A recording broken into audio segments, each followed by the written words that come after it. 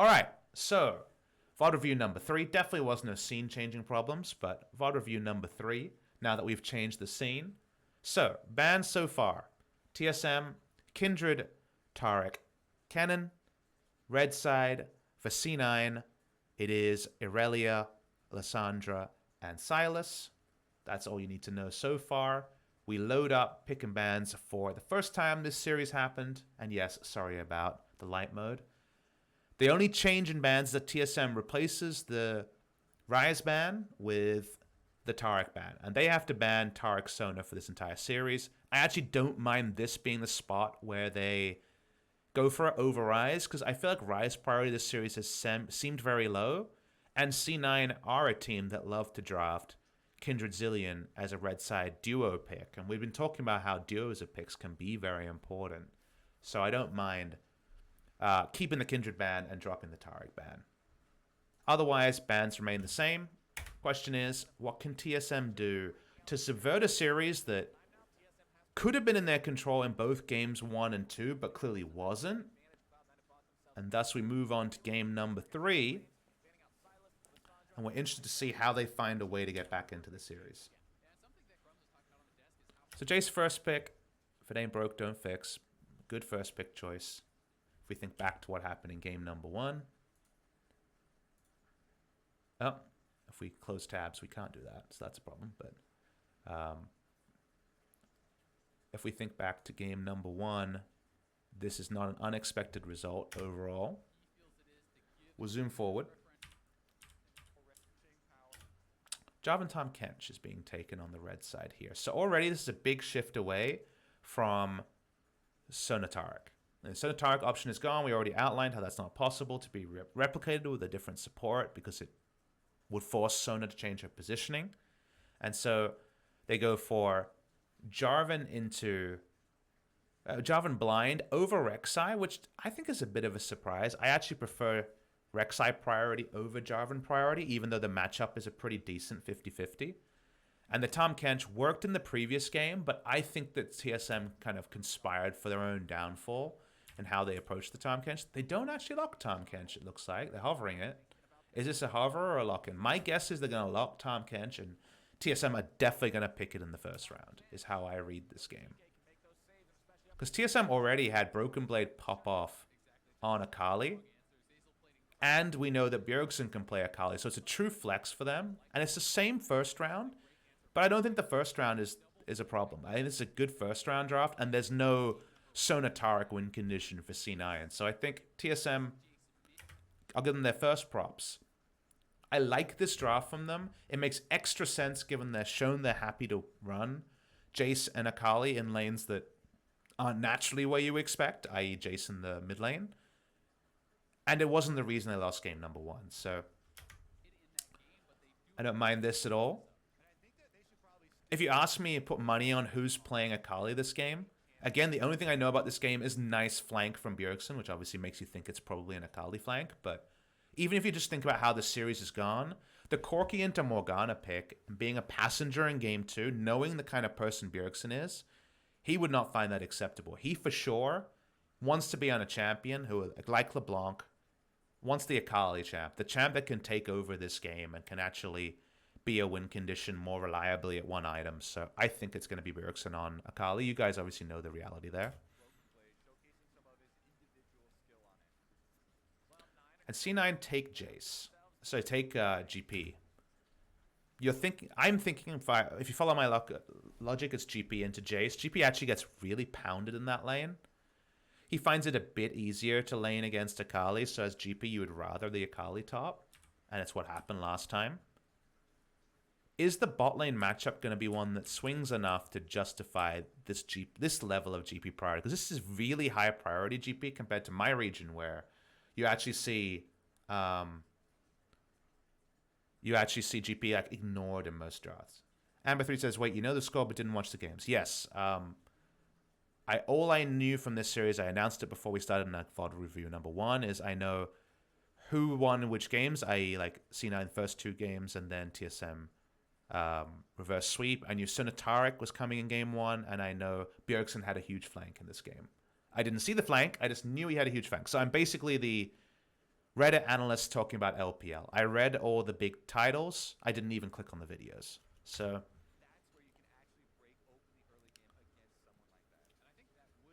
second round here. So the Rise drop in ban priority is paying off big for TSM. It had to be first rounded based on reputation, and now it's actually a second round ban. So they're just removing it because they don't want to have a Rise pick here and then counter pick AD carry. So I think that means they want Sneaky to pick his AD carry here, is what I read the Rise ban as. Because GP's going top. You can run GP mid. I saw it in the EU Masters, but I think you only ban Rise, a champion who's not that good at mid, but can be blind picked into a lot of stuff. I mean, it's not going to be blind picked, but it's kind of blind picked because you don't know if it's Jace or Akali. I think they really want to see AD carry is kind of my read on why you ban the Rise here.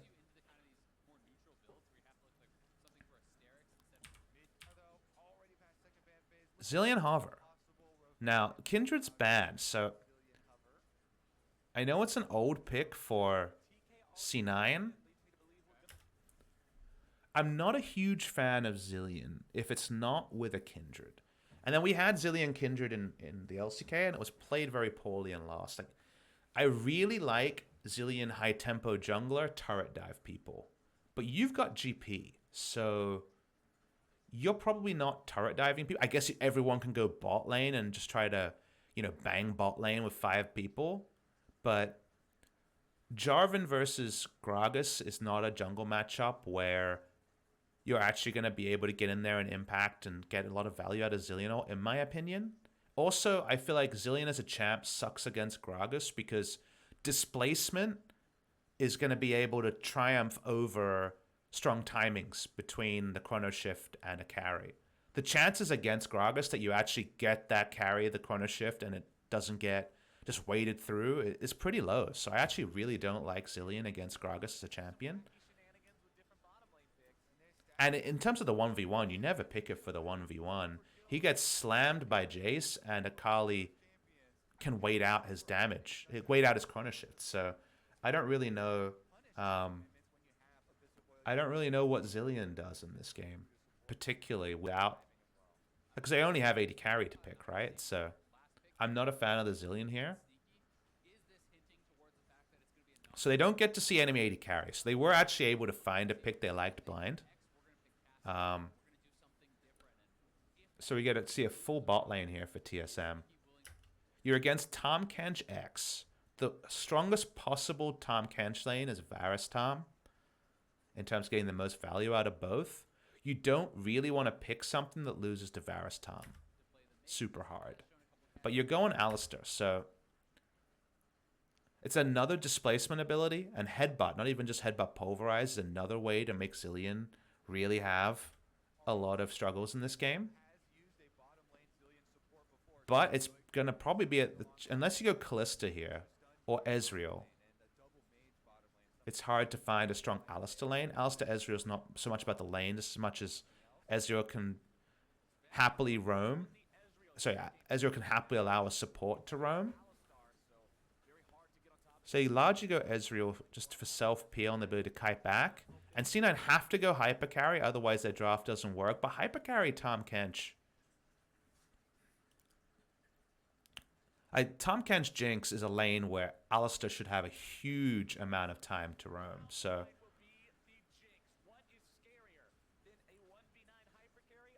interesting. I'm not a huge fan of C9's draft. It reminds me of Zilean drafts in Season 1 when Zilean was last considered really overpowered as a solo pick. Just because, 6v5 is so strong. But displacement, Gragas Alistar can really mess us up. If you don't get your timings off on the Zilean, this comp can really do not much of anything. So I'm really not a huge fan in how this came together from the first round Tahm Kench. You can think about it as, let's front-to-back teamfight with 2 Jinxes. Jinx can be revived, but because the front line around the Jinx is so unreliable and flimsy, like, GP's not a frontliner. Zilean has to think about himself and his positioning to be there for the chrono shift. There's so much chance that you don't get your ducks in a row, and then Jinx either dies or Zilean dies, and then you don't really 5v5 that well. So it feels like a pretty big fall from some of the pretty clean drafting identities that C9 had. But a lot of the onus is on TSM here, right? There's a real chance that TSM just can't come back after losing so cleanly in the second game. Our analysis at the end of game 2, if you missed that one, was that TSM's mistakes were very big, i.e. no Rift Herald visitations when they should have had complete control over Rift Herald, and thus you either blow up from tilt or your coaching staff and veterans can just make pretty easy adaptations to make between a game 2 and 3 and actually change your fortunes. And knowing the result, I want to assume that it's the glass half full, but I don't know, so I'll learn with all of you here. 100th playoff game for Bjergsen, super legend of the West. I assume that's just... Did he play postseason for Copenhagen Wolves? I assume that's just NALCS as well, right? I actually don't know if he played postseason game ever in Europe. Maybe someone in the chat knows.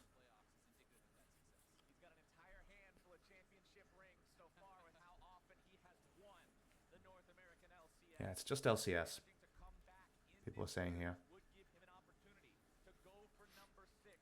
I could look that up, but with my current setup, I don't actually have it ready to go.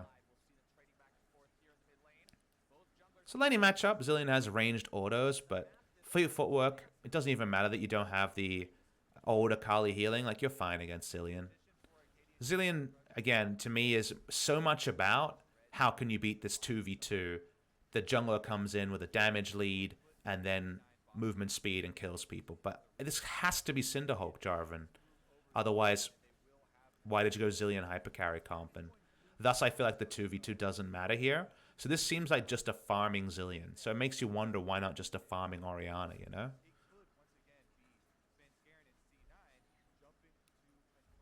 Now, what you can do as Zilean better than Orianna in the side lane is try to hold Akali, but you actually don't hold Akali that well. You take TP more naturally than an Orianna, but cornership doesn't really matter against Akali.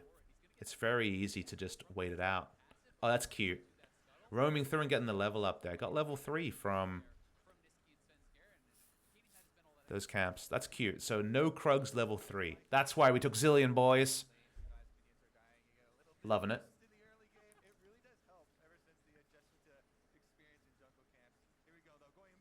Arcadian has no control over his jungle, so makes sense that Jace allowing himself to be pushed in. Jace always has the ability to push in this lane or hang back, so the flexibility of Jace and the fact that he doesn't have to push but is so good at pushing means that he can at these points just try to have a lane state that's safe for him. Like, he's freezing it outside his turret. He's at no worries of being dove or anything like that. And it also opens up for an aggressive gank. So this is some really nice lane positioning from Broken Blade that played against the double scuttle start from Svenskeren, but also led to moments like that where if the ward isn't down, you have some threat.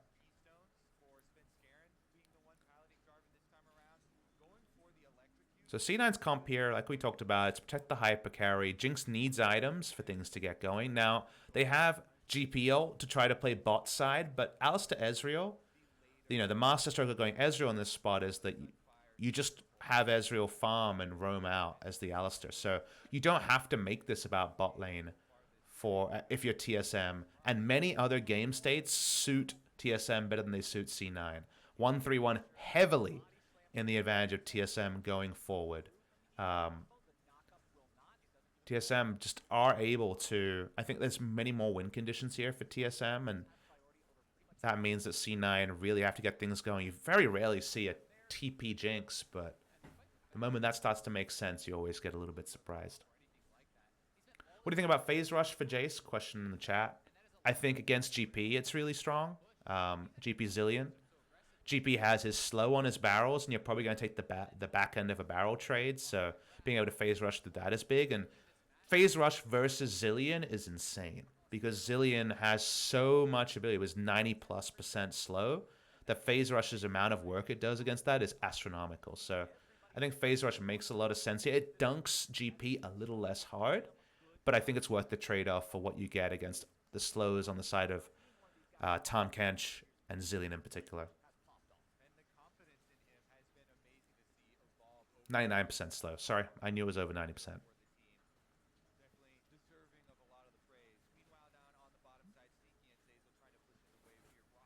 So speed up the game.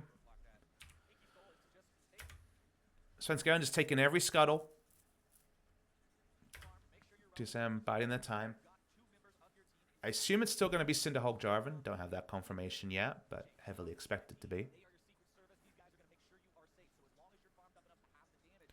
What do you think about Arcadian warding at 30 seconds then back into by sweeper every game? I think that's a strategy that's very good as a one-of in a series. I think every game it makes you exploitable because you can late invade if you know for sure that he's never going to be there at a certain time. If the enemy team just blind starts sweeper and Arcadians in base, then there's going to be an ability to invade. I think TL for sure will prep at least one late invade if Arcadian is just going to do that every single game. I haven't seen all the games of this series just yet, but it's all about trinket uptime and value. There is math behind getting value out of sweepers and trinkets and things like that. So I understand why he's doing it. It's definitely something that Zix would have talked to him about. But I think if you do anything every game, being exploitable is something that can be turned on you really, really easily.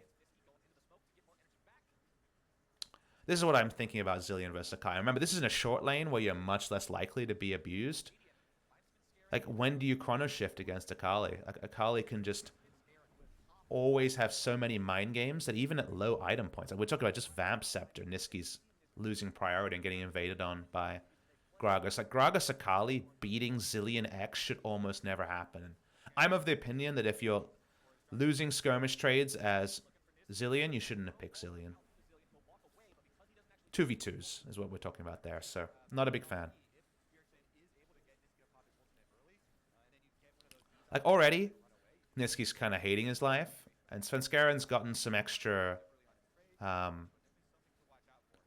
scuttles from it. Like, he's 3 scuttles up. I think he's got all scuttles, but that's all he's gotten from it. And Niski, when his bombs are down, I guess, you know, no Akali ult, so he's not afraid of dying, but yeah. Bit of a smelly time at the moment for C9 in the mid lane. Now, you could just solo down the Mountain Drake. They have 3 control wards in the area, but they ran out of control wards. That's so awkward. Like, the prize here should be a free Mountain Drake for 3 control wards. But if you can even... Like, just this one ward delaying the Mountain Drake start is so annoying from a C9 perspective because you own bot side of the map. Top side is Jace, and he's finally got his first item choice, so he's pushing in a GP. You want to take an objective and then be in a position to not allow for a free Rift Herald. But if you can delay the first Drake till post 10 minutes, then Rift Herald exists to counter objectives. This is very frustrating from a C9 perspective that 2 control wards bot side are getting nothing. C9 look like they're re-invading top side. I assume they don't want to give up a free Rift Herald, like we mentioned. Taking GP's turret is what you want to do.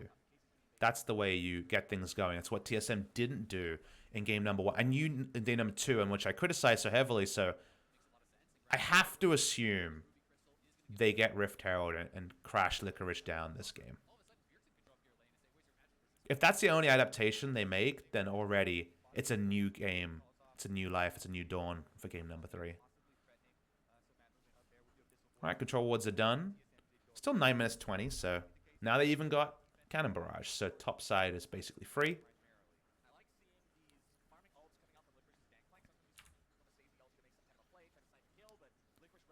Now they've got the control done. They still have not started Mountain. I think you have to start Mountain now. Yep, they go in. Again, it's at 10 minutes, but you're not that worried about this. It's going to take a long time for Gragas to solo it down, so as long as you're not taking this at like 10:40 and then being surprised you lost Rift Herald, I think this is fine from C9. They've got Tom Kench, so they can Rift Herald. They can Abyssal Voyage up if there was a fight. Question mark ping, but no ward placed by Zilean on the Rift Herald. Interesting. Walks up, question mark, ping. I think that's a blast. I guess that was vision. I'm watching the minimap to see what happens here. Azilian just bombs it and says that the Rift Herald's still there. So C9 don't want to use Niski's control ward on the objective, but they have no control in this area. So Rift Herald is a really, really big objective against GP. They can pull it out. This is something that was shown by Tarzan, is that the leash range means that you can actually leash it away from spotting vision behind the pit. Like that, you can kite it enough that you can't see it. You see, they can't see the health bar. Really important. Love the vision toggle here. Shout out to NA observers. Watch this. Svenskeren walks in, puts down a ward behind the pit, but if you leash the Rift Herald to this spot, you can't see the health bar on it, so you can't even look to EQ in and try to steal it. Really good understanding of leash ranges here. It's something that Tarzan showed in Korea. Is that if you, given the amount of patience that Shelly has, you make this play, and while everyone knows this is being started, like, Svenskeren's not surprised that the Rift Herald's been started. The fact that he can't see the health bar is a huge frustration to him. So, good 200 IQ leash range there means they should get the Rift Herald. Yep, by the time he can see anything, he walks up and it's gone. So, this is TSM making the adaptation between game 2 and 3 that was possible, assuming that they were able to keep their mental together. And because it's TSM with strong leaders, you're relieved to see this as a TSM fan. This is the moment this 11 minutes happens, if I'm casting this game and I see the first 11 minutes, I know that TSM weren't tilted off the end of the world by game number 2, and I know that we should still have a series on our hands. If the Rift Herald wasn't taken pre-14 with the same sort of Jace versus GP lane assignments, then I think TSM is done. So this is actually a big vote of confidence that I would have been able to see as a caster, and I would hope that some viewers are going to take away, is that TSM still understood where their bread was buttered in game number 3 and got an advantage they needed to get. Big win for them there.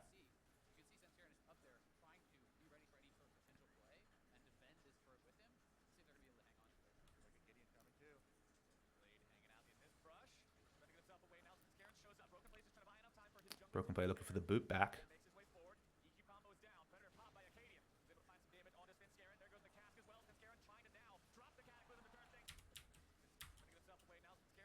So it's a good lane gank timing from Broken Blade. He got the phase rush proc. So let's watch how this all happens. So Broken Blade was camping the brush. How aware was everyone of this play? So GP says that to Jarvan that Jace might be in lane. And this is actually a good research moment from Licorice. Because Licorice is saying, I think Jace in lane. This is not just Svenskeren randomly coming up. He leaves his Krugs. Notice. On screen, he doesn't finish Krugs. He goes up for this play. Because he's like, Licorice communicates to Svenskeren that I think Broken Blade's still above me. Let's take him down. His summoners are up, but they know they can blow a summoner here. So this is well communicated by C9's duo. Phase rush is really important to open space. Look at phase rush here.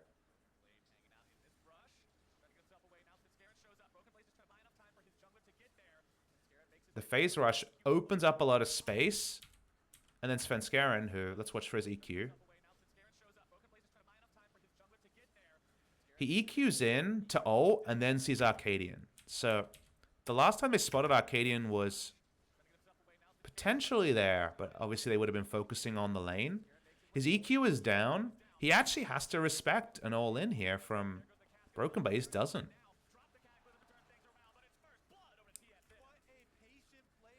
Plays like this are always really interesting to VOD review because this play doesn't happen in a...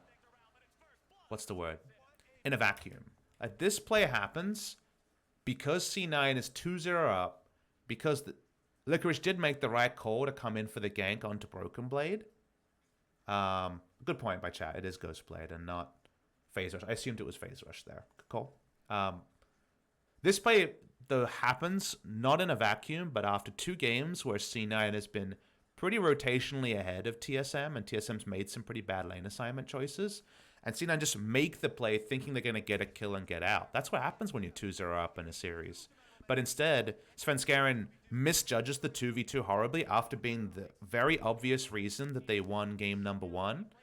And then suddenly, from his misjudgment, a play that started as punishing Jace for overextending leads to a kill onto Svenskeren, his summoner's down, the Rift Herald summon, and the top turret going down on the GP lane. And already at 12 minutes, the thing that should have happened in game number 2 but never happened, happens here. So Broken Blade opens up space, really good punishment from Arcadian. And what I was begging for in game number 2, the Rift Herald being taken and GP's turret going down early. GP ain't got no items, he's got 10% CDR on part of a phage, and now he's got no turret. And there's no one to bail him out here. Zilean as a champion sucks against Jace because there's no way for Zilean to realistically chrono shift at a good timing when Jace is sieging. Because it's such a large amount of AoE burst that in any sort of ARAM situation, you're so frustrated as the Zilean because you can't negate chip damage. You can only stop lethal damage. And if you teleport to topside, you're just another person that Jason Gragas going to whack down. So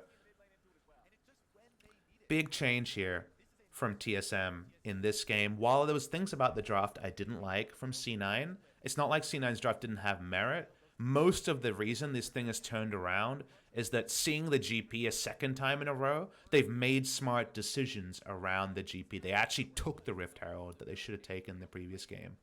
And then you get Ghostblade opening up, movement speed sources. Svenskeren EQing in, just assuming he's going to get an ult, but Arcadian in the right spot.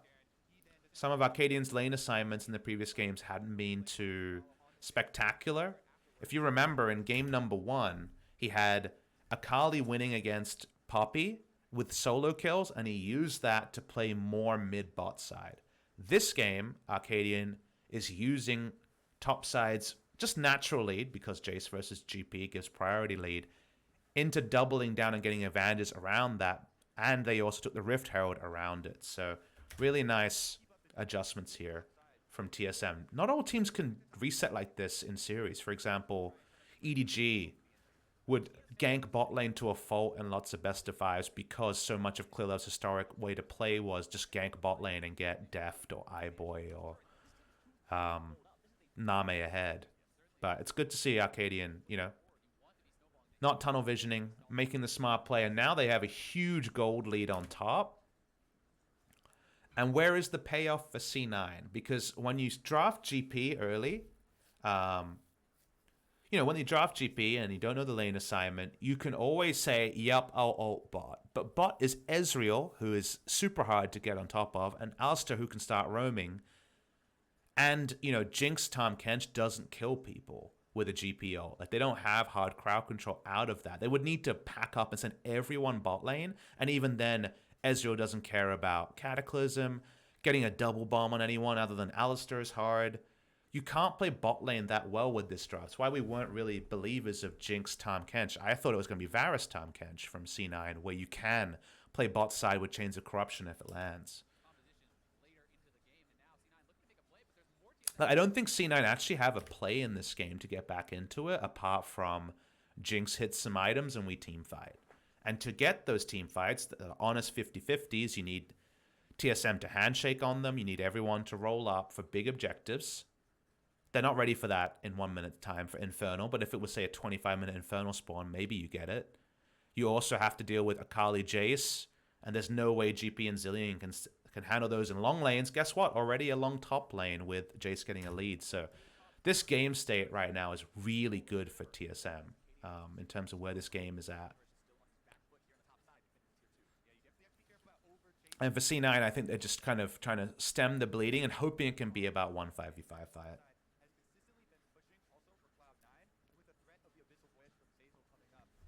Like, look at the item timings here.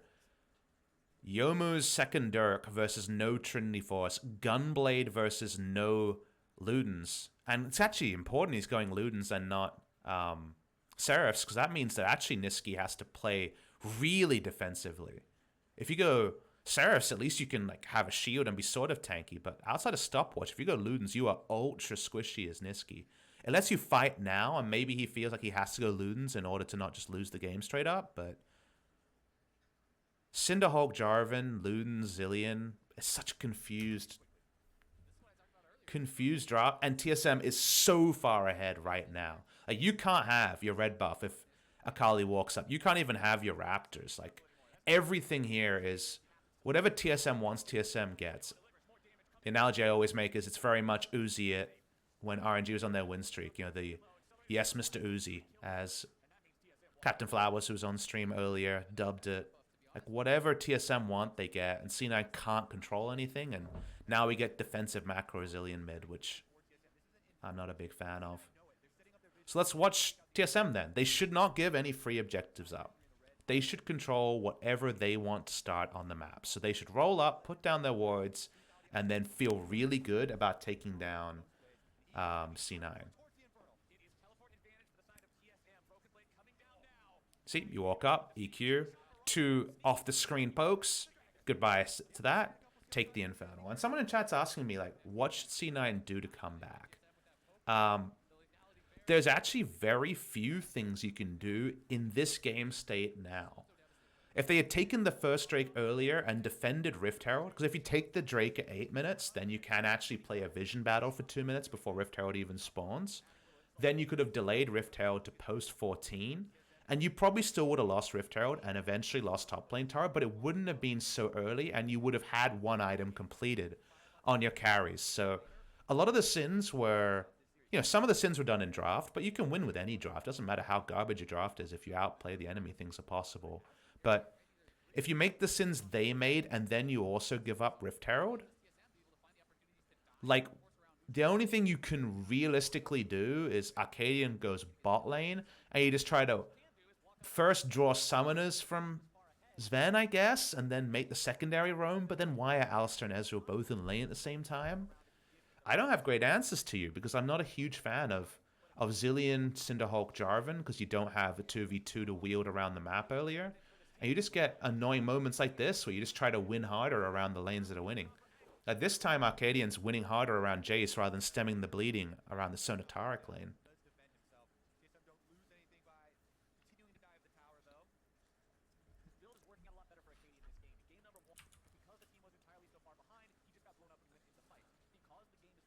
So the simplest answer of what can you do that can't necessarily just be turned against you? Strong vision control, never lose control of your red and blue side jungle, and then try to farm and contest objectives as respectfully as possible.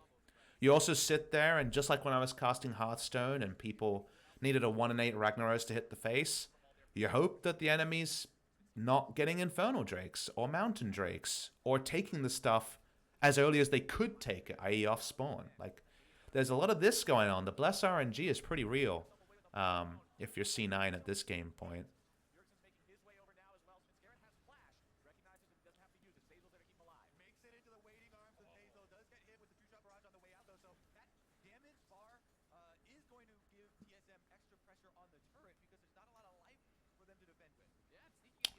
And what we... And just, you know...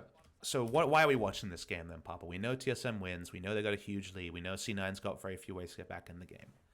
If this is a C9 fan VOD review, you just honestly just close it now and you're like, okay, well, our mistakes were in draft and early execution.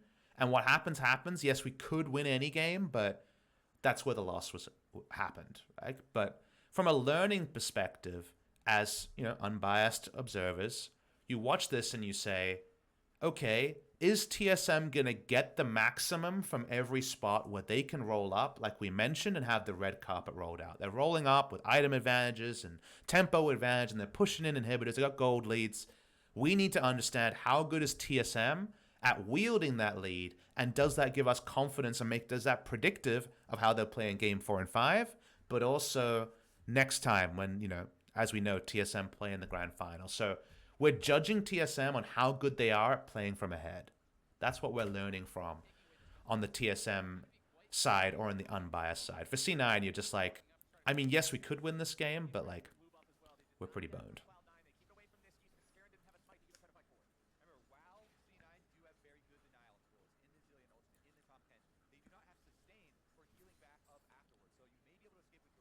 Like, Licorice can't do anything in this game. He can just ult another lane, but we already talked about how there are really no other lanes to ult. Zillion is a combo piece that there's no the combo breaker is the fact that they have no map control. They can get scuttled. That's nice. Well, that happened. Item timing point has 2.5 items to just 1 onto Sneaky. He has his flash up.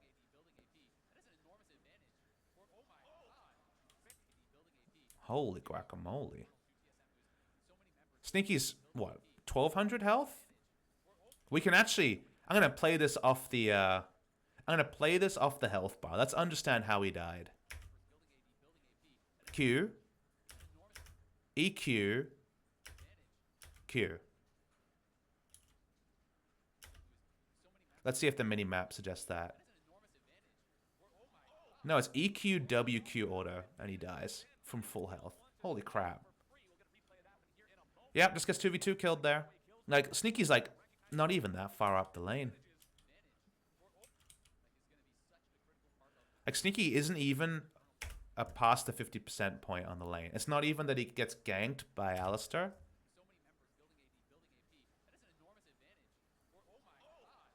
He just straight up dies. You know this is unexpected because remember all the tools they have to try to answer this. Gangplank ult isn't even used. That's how fast Sneaky died. There's going to be a replay, says the chat, so we'll see the replay. But it looked like EQ, Flash Q, probably with a W somewhere there. And that's not even with the scary people involved. Ezreal's the least scary person compared to Double Pen, Gragas, and the other two. Like, he could have overkilled him by so much there, Sven. Thank God the double tier's gone. Ezreal's now balanced, guys. I'm looking forward to some balanced Teddy Ezreal on the weekend.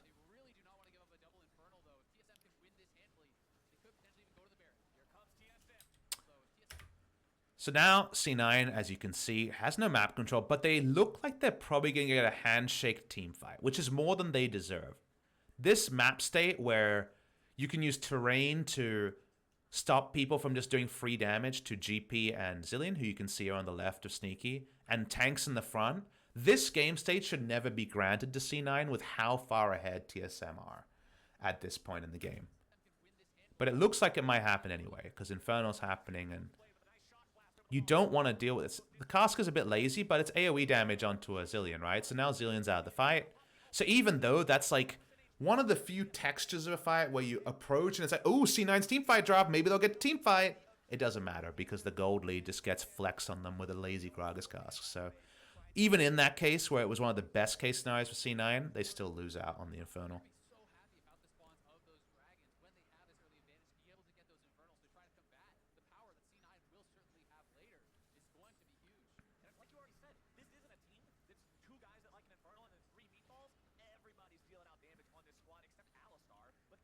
So, TSM have been pretty good at taking those objectives like we mentioned.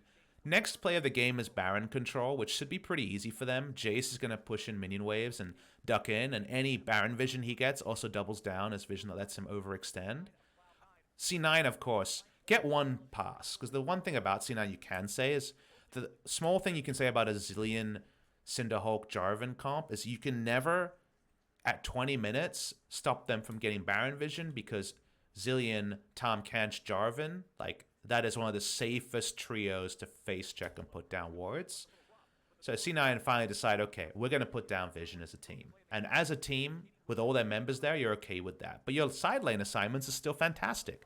It's Akali with Gunblade and Flat Pen to a Ninja Tabi GP. Huge kill pressure onto GP. It's Broken Blade against a Jinx. As you can see, very easy for Broken Blade. So they don't control the river. Broken Blade needs to pull back. Broken Blade, this series so far, has been pretty good at reading the map. It's something I've criticized him for in previous TSM VOD reviews, and I was very critical of him. And some people actually took exception with this during the TL TSM series, where Broken Blade went in on Akali when there was no backup, and there was no way for his team to get enough members topside. But I'm not seeing any problems with that here. I think Broken Blade's actually had a really good 3 games. Hasn't necessarily been his fault the games have gone this way. He's probably been their best performing player in games 1 and 2.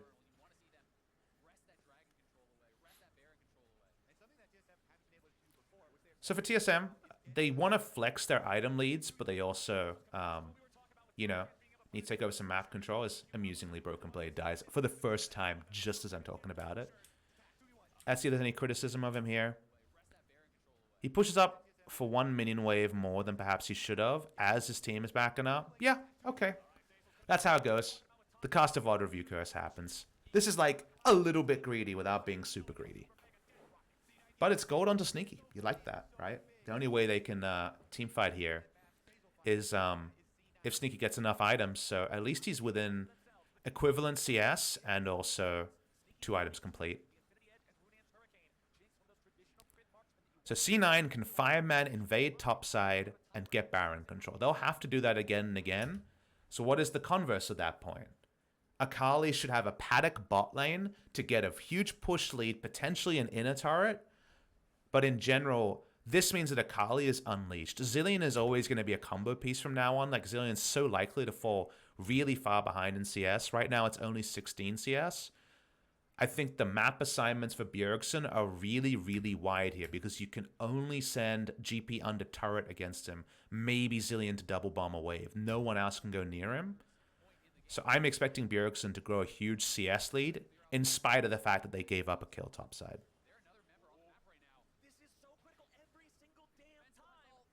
Yeah. Zilean. Oh boy.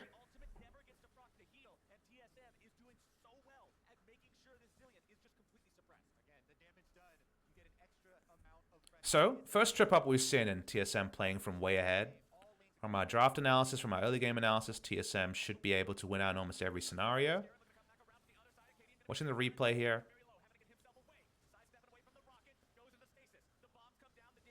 So let's watch the replay on this one. So they come in to play 4-1 with Jace on the top side. Now, Jace is not actually pressuring anything, so no one needs to go top lane. So you actually really don't want to use any abilities here. Now, Arcadian walking up, this part so far is fine because you're double flanking mid lane, trying to get this mid lane outer turret. And mid lane outer turret going down gives you way more chances to ward red side jungle and get Baron control. And Baron, just with your sheer amount of damage, is a very real objective for you. So far, this is actually really well played. This is still well played. Now, the issue here is that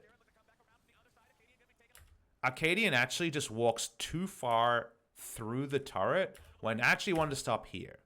Because we don't have vision toggle, but when we next see Akali, which is now, Bjergsen wasn't threatening the dive anymore. Bjergsen already started backing away. And so this was actually a pretty good call from Svenskeren to say, we've got GP ult. Gragas is caught in no man's land. Smoothie's going the long way around. It's actually just Gragas inting in one way or the other. I'm using inting as shorthand here, guys, but you know what I mean. There's just no reason for Gragas to go that far. This play so far is correct. Arcadian wants to walk up and zone for Sven to just W auto the turret twice. It's correct. Sneaky's walking away. The threat coming in from Smoothie is late. Instead, he gets all in. It's a good all-in call from C9. They end up having to use just stasis for it, but they get a trade stasis and Arcadian dies. It's really well played by C9, but they lose the turret anyway. Sven is still able to take down the turret, so it's a 1-for-1 with a trade of stasis. So I imagine some people will say, but PapaSmithy, they got the objective they wanted. You still want to remember this as another kind of imprecise moment from TSM. We're judging TSM with a massive lead, with a good draft, with a tempo advantage on closing the game. And so far it's one minion wave too far from Broken Blade, and 2 in the mid lane here. There's no reason you should trade evenly to get the turret. You should get the turret and get out for free. So that's not great. They could have also had Broken Blade pushing in more aggressively early, but there's also a lot of things. Wait, what happened here? Alright, so they go for a full collapse. Let's watch the minimap here. They go for the full top lane collapse, and Tahm Kench gets engaged on. This is actually really big, because you can see the animation, and then just taken down in the mid lane.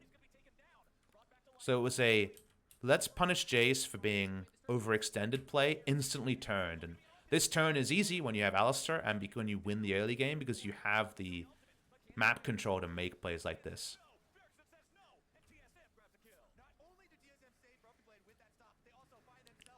Seeing someone in chat saying you can see the nerves from TSM. You're right. Some of their execution on their closeouts with a lead are not fantastic. But their early game execution and the adaptation they made on a clear game 2 mistake was very clean. So, yes, TSM are not playing flawless, but they're still putting themselves in the right positions when ahead. So, I still like the fact they're making the right plays, even if they're not the most elegant of all time. Yeah, Bjergsen's so big. Like, this whole passage of play, how they play this one out, like, if you watch this play out, after they kill the Tom Kench, like, they don't need to be approaching it like this. Like, phase rush Jace in the backline doesn't need to happen. But they're trading up from their gold leads. So these are leads they generated for themselves and champion picks they made that allow them to be a bit more bold, a bit more frisky, and still get advantages. And so overall, you still like it. They take on to the Baron. It's the right time to call Baron.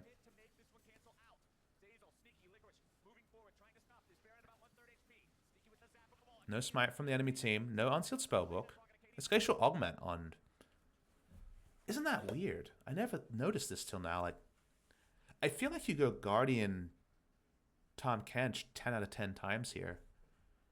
The only reason to go Glacial Augment is if Alistar heavily roams and then you, like, chase down Ezreal. Like, kind of a bizarre time to go Glacial Augment Tom and not Guardian or Unsealed Spellbook.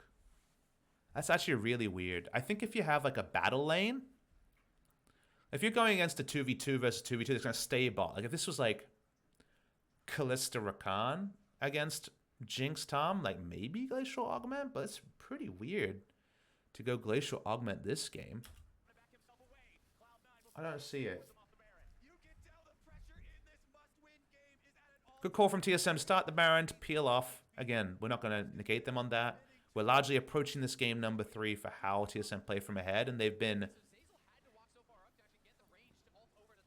good without being great, which, given the scenario being backs against the wall 0-2, I think is actually pretty good, all things considered. Nice mechanics from Bjergsen, and Bjergsen's getting the bonus kills that I don't think every other Akali gets, and it's a good sign that Bjergsen has, you know, like we mentioned, you kind of knew he'd be on the Akali because he just watched the game around him on the Corki. Basically, he was 700 stack Nasus in game number 2, and now he's LeBlanc, and he feels good about that. Champion that can actually control the agency of the game. Watching the back timers here. It's actually a good Drake take. Infernal spawns, and they just rush to it because they know that TSM are on recalls for the first time in a while with unspent gold. Nice little Infernal take there from C9. 3 Infernals spawning in this game as well. So, not an unassailable gold lead for TSM. Still a losable game if it becomes about one team fight. But just like in Griffin versus Kingzone game 1, there's so many ways to hit the map here, put down coverage vision, and make it so C9 can never group all in as 5 without the chance they get split to hell. But if it just became 5v5, let's all fight, C9 do have soon-to-be 3-item Jinx. They do have damage coming through on their carries. They have a frontliner now. Jarvan is very, very strong with the stone plate. This game is definitely not over. The gold lead hasn't expanded any further because TSM have harder objectives to take. It's harder to take inner turrets, inhibitor turrets, Baron, than it is to take outer turrets and rotate around the map. So the easiest way for TSM to find an unassailable lead, to return to that, because, you know, we're trying to track the current trend of the game right now, is Akali versus X. Akali will get Sterix out of GP, solo kill Zillion, solo kill Jinx. Like, there is no good matchup for Akali apart from GP wave clearing.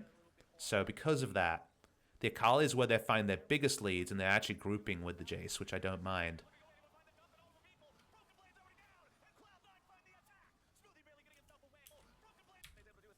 This is a really nice all-in. Watch this play. So Svenskeren walks in. He's spotted on a ward. It doesn't matter, but with Flash being down... So let's watch the ult here. It's a good headbutt away. But it doesn't matter. the from downtown play. The thing that GP can always do. We talked about GP's value in ulting bot lane. We haven't really seen that much this series, but GP hitting this fight when Bjergsen can't be there. Speed of rotation so important. Svenskeren was spotted in a ward, but they didn't respect they would actually look for an all-in. All-ins are a bit more forgiving with a Zillion. Getting 2 kills there is actually a really big moment from C9. It's actually a very decisive moment. It's kind of much lesser point, but it reminds me of all the advantages that Licorice was getting the last time C9 played TSM on the Aatrox. Like, you had to be clutch to make that play happen. C9 walk a Baron, and just a free Baron, I guess. Nicely played by C9.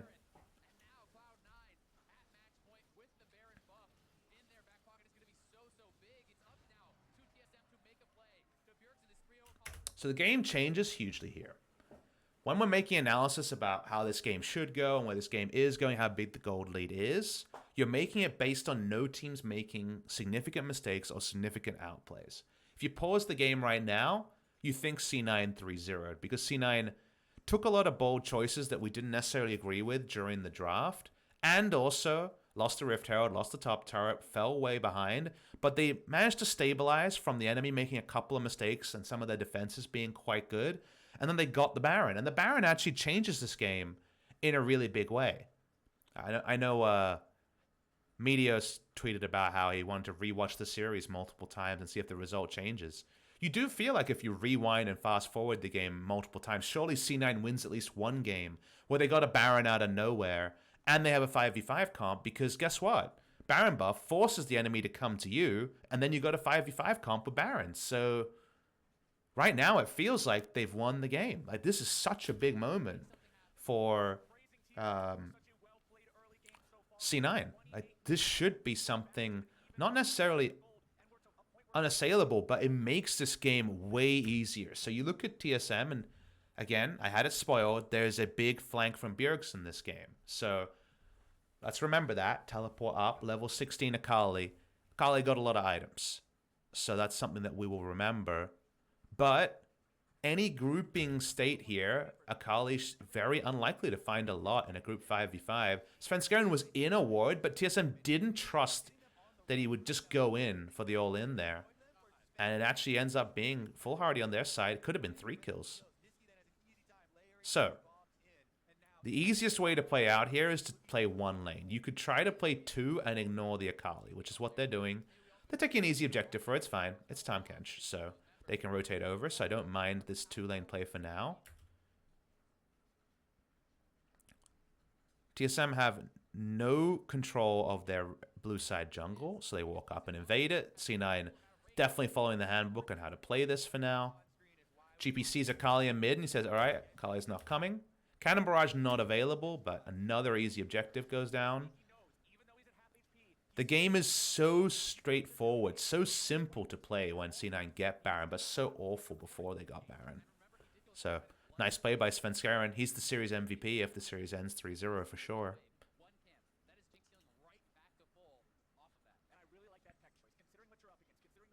Good gold Baron, 3,000 gold. They get positioning on blue side jungle, which means they can put down vision. So when the Baron spawns, I imagine that vision would have timed out, but you can see the gold lead is gone. It's a big throw from TSM, but also a really nice engage from C9 to punish.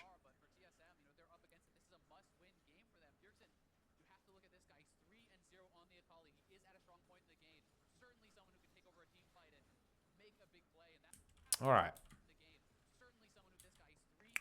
So Bjergsen is about to make his big play. I don't know that for a fact, but I'm guessing this is the big play from Bjergsen. He's pinged on a ward. He backs away in the brush. So you're not respecting him for now. The control ward behind them, when is it placed?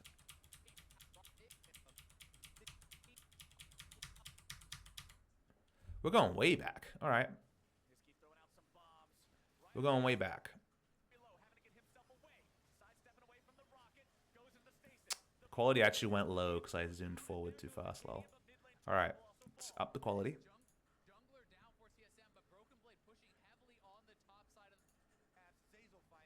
So this control ward, a regular ward is placed in the brush by Licorice around 23 minutes.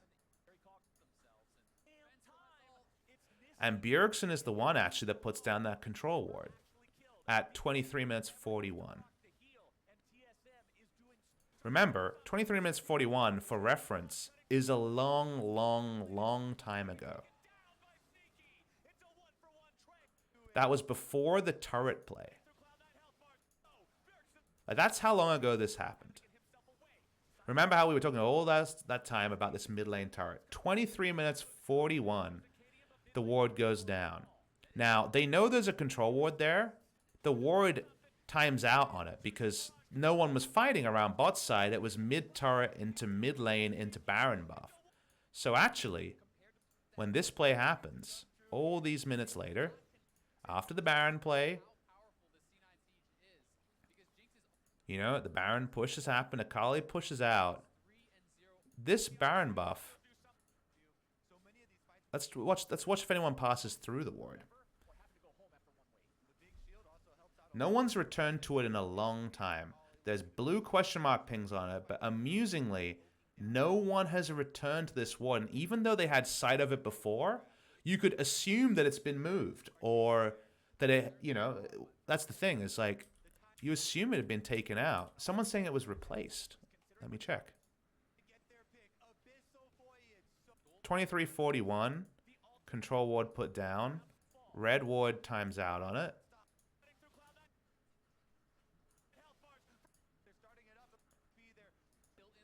Nope, control ward was there the entire time. It's just vision toggles, isn't it? Maybe I'm wrong on that. No, it's a replacement ward. Okay, you're right on that. Here it is. It's replaced. So it is placed on 26:38. We had vision toggles for a long time, but it's actually a ward that was replaced. So it's not the everlasting ward that we hoped it was, chat, sadly. It is actually a replaced ward at 26:30. So he walked up, put down a control ward. Interestingly, it was never actually passed through. This was during the split push play. So 26 minutes 50 is when the ward is replaced.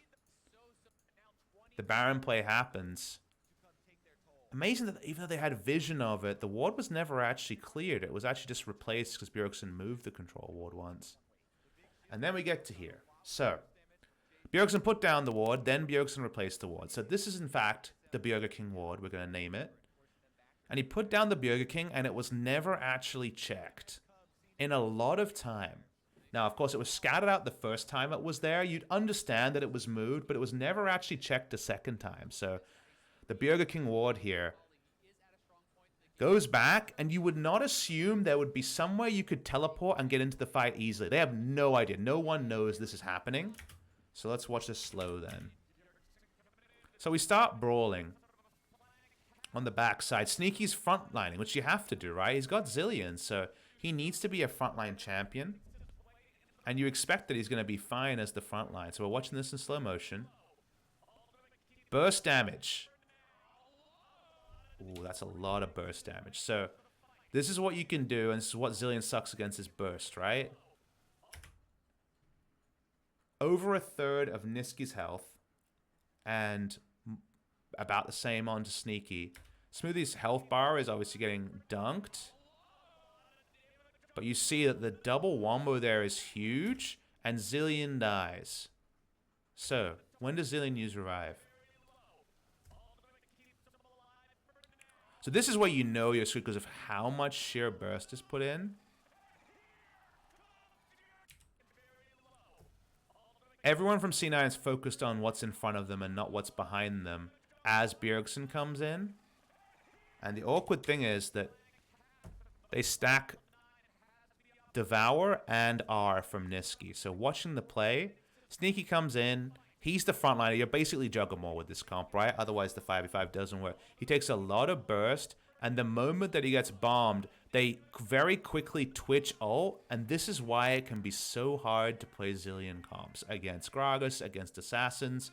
If it's a linear engage, it's super easy to get the most out of your tools, but it's not linear engage here. They stack Devour and also the revive from Zillion, and Bjergsen hits the backline because they never scoped out that angle as a potential avenue of engage.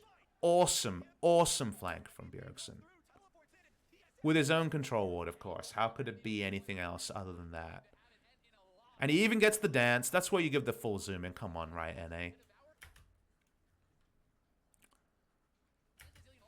You just watch Akali, right? No one ever pings her out because they're just focusing on what's in front of them.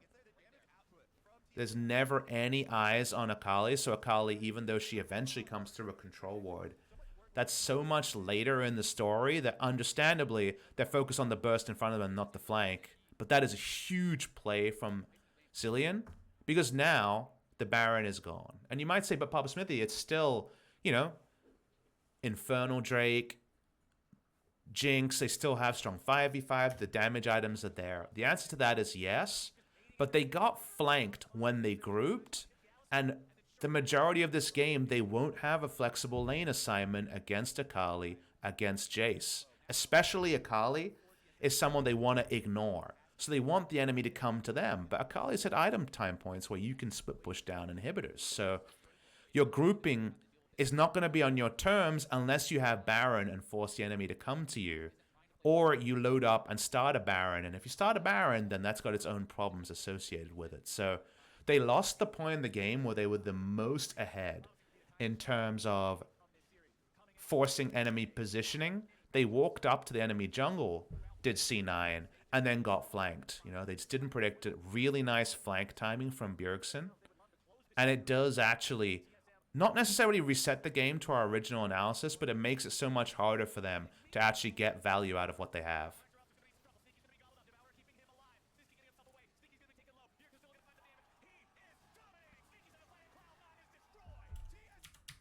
Let's talk about this fight. So this is actually a roam timing from Bjergsen where they want to try and force something. They use everything on Sneaky and kill him, is one way to think of this. But I want you to look at TSM's use of ultimates. No one has ulted. The closest is a stance change from Jace to instantly 100 to 0 someone and get Zilean ult. So Zilean ult is down, and GP is not teleporting, is not walking, is only now GP ulting. So it's a 5v4, soon to be a 5v5, but Zilean's not really a champion unless he double bombs. And Bjergsen is there. How did Bjergsen get there with such a lead? Well, Jace pushes in GP. Akali has no lane matchup. So actually Akali had just reset and then walked through. Was spotted on a ward, it should be noted. But Akali had just grouped. It's actually a good roam timing from Broken Blade. Broken Blade walks over to 5v5 rather than just trying to get chip damage onto an inner turret, looking for a pick. And this is a time when C9 have lane wards. Like C9 actually have the vision lead here.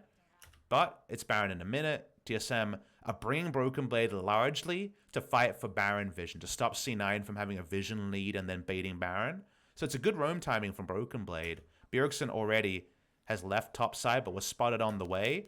And then to get the most important first pick, they get Chrono Shift off. So Zilean's now half a champion, and Jinx is going to have to be devoured before she does any damage. So already you know that Zilean ult's wasted, GP ult's down, GP's going to be there late in a 5v4, and Sneaky's not going to free auto. So this is the worst case scenario for a C9 5v5, but it's more realistic of the sort of 5v5 that C9 should be getting after how the early game went. Against high damage burst threats, dotting your I's and crossing your T's only happens when you get a gift-wrapped Baron. That doesn't happen this game, and this is exactly how it should go from a TSM perspective. So what do I learn from this? I learned that Bjergsen's roam timing was just almost as good as the roam timing he had on Team Liquid in that last TSM series. Bjergsen's had probably my two favorite teleport flanks of any player over the course of what? A month's play? Less than a month's play? You know, the last week of LCS and then this match. Those two teleport flanks, the one with the Zilean double bomb onto double lift, and then this roam here that was two control wards in the same spot of his own doing, is Bjergsen. Like, he did both of them. They were both him. And you just know he was the one calling for the flank as well. So super shout out to him. He's the reason they don't lose this series. If not for his teleport flank, they almost certainly would have lost to the most power of forced 5v5 team fighting Jinx. And then this one just kind of, you would assume, just seals the story. There's no counterplay to this one at this point, the moment that you wasted the Zillion ult. Now, TSM had Baron, and they already had the 1-3-1 lead, so let's see if TSM can get multiple inhibitors or end the game in this Baron push.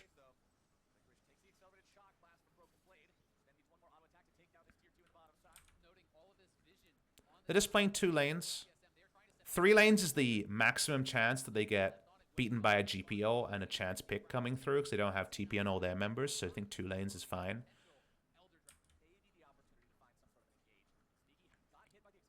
Not the easiest siege, as we can see, because it's inhibitor turrets and there's a lot of damage. We're late enough in the game with 60,000 gold on C9 that you go for a cheeky auto attack and then you lose half your health bar as Jace, so probably easy just to keep pushing up and then back up to Elder Dragon. It's a huge Elder Dragon buff because it's an extra 8% AD and AP. Fen has to take a lot of damage, but he can lifesteal it on the back end here. It's gone double lifesteal, Gunblade, also Bloodthirster. It's right for a game like this where you're sieging. Start up the Elder, you know that C9 is going to have to go for a desperation chance to play to stop it, so they're waiting on this one.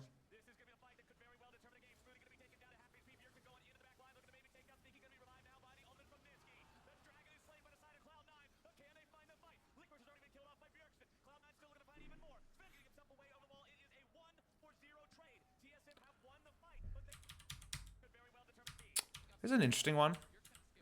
So Elder started, TSM start DPSing it down, and then C9 come in the conga line. Now they can't defend this conga line, and obviously Cannon Barrage will keep it leashed. So in another game, you want to leash this Elder to around 5,000, then you're pretty confident it's not going to be rushed down. So TSM, I should say. So C9's ult comes in, and around 5,000 is when TSM stop DPSing it, and C9 can keep it leashed forever because Cannon Barrage is doing damage to it and they can poke around it. And Svenskeren just goes all in on trying to make the Elder happen. Arcadian goes in and out. Both junglers are hard at the paint at this Smite War. It's a 1 level lead on Arcadian. Ends up being a 50-50 Smite. Goes the way of Svenskeren. Which is probably more than C9 deserved with how late they came into it, and Arcadian going in and out, and the team turning onto C9 was their first call. I don't think that's necessarily wrong, because once again, they burst down sneaky. But they can't actually threaten Niski's positioning in this fight. He's actually able to largely quarterback the fight, and they lose out on Elder here.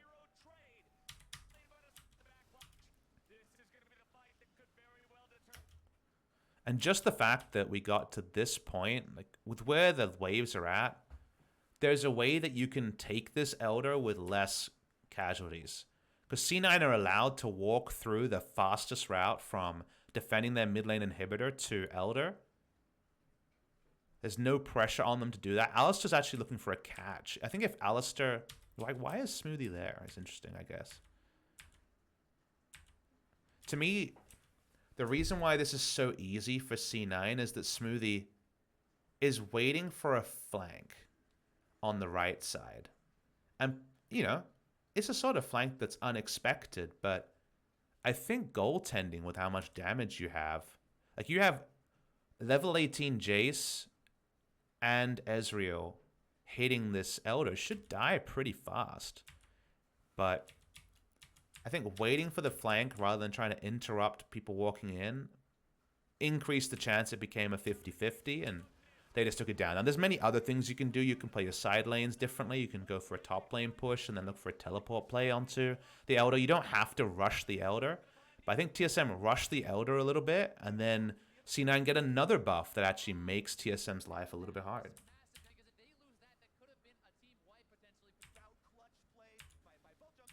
Because you want to avoid team fights as TSM, and I feel like an Alistair flank doesn't avoid team fights. It accelerates team fights. So I think that's a bit of a scattered call. So if we're thinking back to like what we're taking away from kind of TSM shortcomings this game, it feels like some of those objective calls have been a bit scattered, specifically around mid lane outer turret and now the Elder as well, where they're trying to do a lot of things and it doesn't feel like all 5 members are playing towards the same game plan. And C9 again get another buff that actually makes this enemy team think. Now, Elder sucks compared to Baron for C9 because with Baron, they can have the Baron up minion wave to push turrets down, like try to push inhibitors, and that's where you have to fight as TSM. You can play multiple lanes a little bit more liberally against Elder because it only gives damage, and C9's engage is just Svenskar and turret diving, so it's not the strongest of hard engage in lane. So I think they would definitely take a 40-minute Baron over the Elder in this game as C9, but beggars can't be choosers with how the game has gone.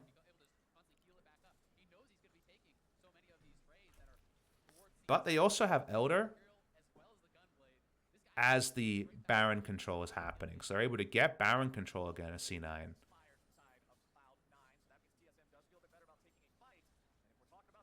Items-wise, we're getting to the point where items are pretty irrelevant, but Licorice gone IE, so barrel crit can win a team fight there. Like, the double AoE crit coming in, and we're talking like 2,500 damage in AoE with Jinx and Gangplank in one fight. That's pretty big. Full lethality and Black Cleaver onto the Jace is just about the most poke damage, like triple lethality, because he's pretty happy about his poke damage onto anyone. He's not side laning against anyone building armor, so the build bot there is whatever. Obviously, Akali is massive and a huge threat they can't really deal with. Because it's going to become about a team fight, which at 25 minutes probably wasn't looking like it was going to be on the cards. Like at 14 minutes, we saw how big TSM's lead. The cask placement is going to be really important here. If Niski gets to find the right ultimate, that can be just a team fight winner, given how much damage Sneaky can do and the fact that he can frontline. Or you want to poke him out beforehand, which is much harder.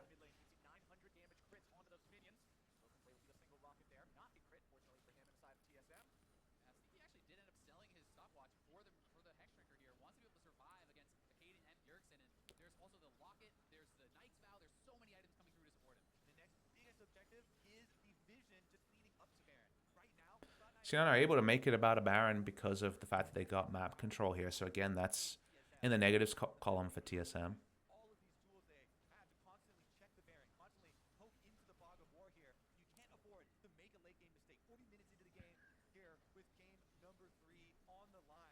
Bjergsen spotted. They know he's there, so everyone turns on Bjergsen. Okay, that part makes sense. But Smoothie's there too.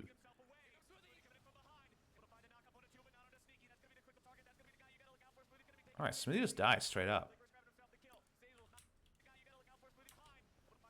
He comes in for the flank, but the rest of TSM are really broken away from this play.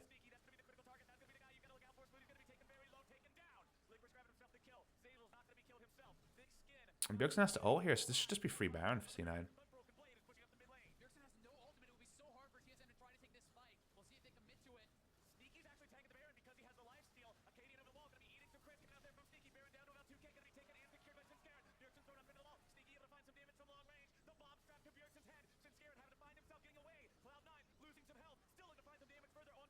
C9 got another Baron in this game. That's pretty incredible.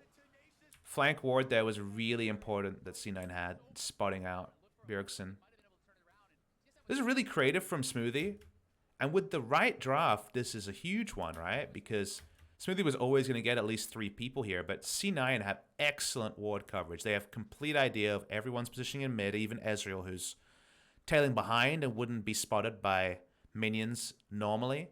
So while you understand double flank plays, and like this is a good flank angle, he gets headbutt pulverized onto Licorice and Tahm Kench, but unfortunately everyone turns on him, and Jace, Gragas, Ezreal isn't going to be able to profit from this. So C9 play this perfectly. Really good zone control by the Cannon Barrage as well. Do you think at this point Nerds are still playing a big factor considering how TSM done? Definitely. I think their shot calling outside of Bjergsen's kind of solo plays is... They've had some good moments. I really like what they did around the Rift Herald. That was clearly the coach's kind of take-home message for their Game 3 play to keep the GP down. But their execution on plays that weren't Bjergsen-led have been pretty muddy. You know, the mid lane, outer play, things like that. Is Bjergsen again looking for a flank? Okay, so Baron is up. It's late enough in the game where Baron, if Jinx dies, doesn't really matter. They recognize it coming, so this time again, we're not getting the full value out of the TP fight that happened before. Smoothie is once again flanking. The creative double flanks here are cool. So Smoothie's in a control ward and they're going for a deep TP. Now, someone has their eyes on the map because this is actually not revealed by minions, I don't think. This is actually just Nisqy seeing the particle on the teleport flank there. I think they actually had no idea. Otherwise, they should have had no warning sign. So Nisqy instantly goes to deal with Bjergsen, thinking he's the only threat. Let's just turn on Bjergsen and kill him. And then Smoothie comes from the other direction. That was really nice start by TSM. Really creative stuff.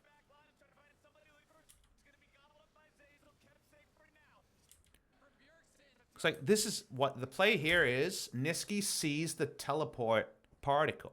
And it's like, let's turn on to Akali and kill her, then they have no chance. So Conga Line goes towards that. Then Smoothie shows up, and Nisqy is already obviously fully invested, locked screen onto dealing with the Akali. So Smoothie gets the really big flash pull. Sneaky headbutt, it instantly has to be devoured. Devour's on cooldown. Licorice is now a frontliner because of just the way things are. And that means that Broken Blade and Sven get to free hit Licorice. Licorice can't do anything else because GP is in the front line. So Licorice just dies, you know? There's nothing else he can do. In this case, holding on to the chrono shift for Jinx, as we can see now. Was he in range? Let's watch this play here. Nisqy. It's out of range, I believe, on GP, so he just has to use it onto Sneaky. And you obviously ideally would want to be using it on Sneaky anyway. But there's so many threats on TSM's side that creating team fights was just set up to lose. Like, you should lose team fights at this game. It never should have become about team fights. But C9 are getting 5v5s, but getting flanked in such impressive ways. Like, when you talk about 5v5s and what they should look like, you think mostly about even vision control, maybe slightly uneven, but TSM were awesome in how they approach both of these flanks here. And as C9, you're no doubt so frustrated because you never got to press your buttons like you thought you would, you know? You never got to press your buttons as Jinx, where you're like, I'm a frontliner, I can kill people, I got a front line in front of me, we'll be fine, I got Jinx ultimate in my pocket. Instead, it was Alistar from the side and Akali from above.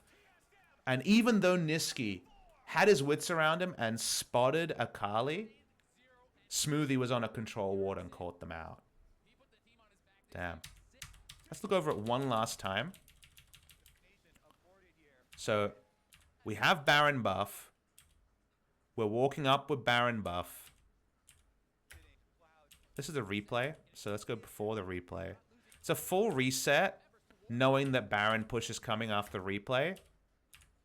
And Smoothie's just lying in wait, so the double flank cost them a Baron, but in this case wins them the game because Zilean plus a member of C9 needs to always be the what it's about. And actually, it was split into two fights. Because the fight at this point is Zilean versus Akali, and then Alistar getting way more than... Alistar flashes and gets Devour. He's the reason that Licorice dies. Is that a cask? Yes. All right. Shout out to Arcadian here. This is a sick cask. So, here's what happens. In a long lane, the chances of Alistar displacement and Gragas displacement being able to override 5 flashes, Devour Zilean is almost 0, right? You can understand that if we're just A-ramming like this, Death Ball in the middle, the chances that you can headbutt or cask 2 people away and get at least 1 kill is actually pretty little because there's not a lot of noise around it. In a fight like this where, you know, Zaza's like, oh crap, I gotta eat Sneaky straight away. Like, that's done. Like, that's happened. That's Devour down. And that's Alistar forcing out Devour on his own. Usually that can't happen when Grog's still around. And then Arcadian hits an awesome cast. He pings Licorice in out of Zilean ult range. So we noted that I didn't think Zilean could ult the GP. It's because of the cask knocking him out of range. So they do actually get the cask play that we previewed in teamfights for the teamfights that never should have happened. So it's kind of a bittersweet one. And that's it. Really cool game to review. Bjergsen's first flank where he put down a control ward, then replaced the same control ward in the same spot, and then pulled off the teleport flank, was one of those plays that gets you back into a game that you should have lost. And then amazingly, they made a further mistake around the Baron, trying a double flank of their own, and then it required a third flank to win the game. But both of those flank plays are in scenarios where C9 wins like 90 out of 100 parallel universes. Instead, just really well played by Bjergsen on the teleport flank. That was a really big one for them. And then by Smoothie on the last one there. So this is a come from behind victory, like a rallying call victory. And if you ask me, like, am I convinced by TSM based on this win? No. Like, they had a huge lead. They played very well in the first 15. And they actually played, as a 5 unit, pretty poor from 15 minutes onwards. But they were clearly working back from, being backs against the wall, making a lot of mistakes in games 1 and 2. Some players making their playoff debuts and things like that. But they had a lot to overcome, and they actually persevered and showed a lot of personality to fight back in this game. This was a tricky one. Like, this is one where everyone was richer for coming out of this game. Like, we won that game together, kind of, we're all serving together kind of theory. So this is like a really good game to build up your spirits, because you came from behind, and in many ways you probably could have and should have lost. Like, you're definitely going to be confident coming into game 4 as TSM here. Even if you ask me as like purely in terms of like how clean this was, it wasn't a clean victory. It was just some really inspired play by mostly Bjergsen, but also from Smoothie on that final engage there. So game 3 lived up to the hype. That was a really cool game. Replay Sven, Papa. I'm willing to do that. See what Sven did in the last fight.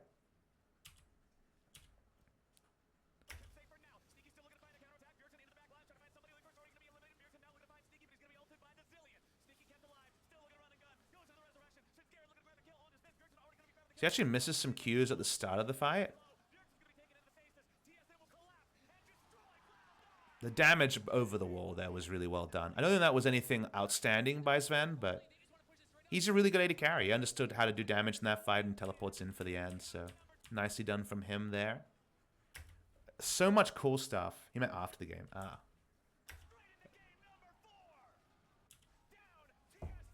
What am I missing? Damn, he just stomped out there. He like flashed. Sven is hyped. Clearly hyped. Super hyped. Understandably. Like, Sven was no doubt feeling the sinking feeling, right? Like, he was definitely feeling the sinking feeling. Like, this would be another straight sets loss for him, right? In playoffs. Teleported out. Flashed out even. Very nicely done. And this is, yeah, clearly the turning point of the series. We know that from here it ends up being C9, TSM getting back into it. This is not a fantastic game from TSM, but it's a fantastic individual game for Bjergsen for sure. And because it was Bjergsen, and because Bjergsen said, no more of this Corki, I'm going to play Akali and win the game, like, he did it. Like, he won the game. Like, this is the sort of game that solidifies legacies. Great players have performances like this. Anybody can have a game like this, but a player who clearly brought it on himself, winning the game like this in this scenario with all the asterisks, that's a captain's performance. So nicely done by Bjergsen. Nicely done by TSM to fight back, even though there's stuff we want to see them work on. And let's see if in game number 4 they can clean it up a bit. Because this one was kind of like a ride of emotion that got them over the line. Someone said they shared Sven's comms and he said during this game it's going 5 games. Well, he was correct. All right, so we'll take a short break. Going to play a couple of ads and then We'll read over any donations, any chats, and from there we will get on to game number 4. So we're over halfway done. Let's keep reviewing. This was a really fun one. Thanks everyone for joining, and I'll be back very shortly.